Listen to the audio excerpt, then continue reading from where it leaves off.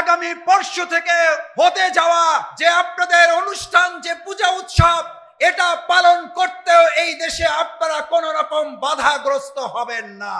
এই নিশ্চয়তা ইসলাম আপনাদেরকে দিয়েছে বলে বাংলাদেশ জামাত ইসলামী বর্তমান সরকারের সহযোগিতা নিয়ে যা যা করা দরকার ডুমুরিয়া এবং ফুলতলায় আমরা কি হিন্দু ভাইদের পাশে থেকে তা করার জন্য প্রস্তুত আছি না?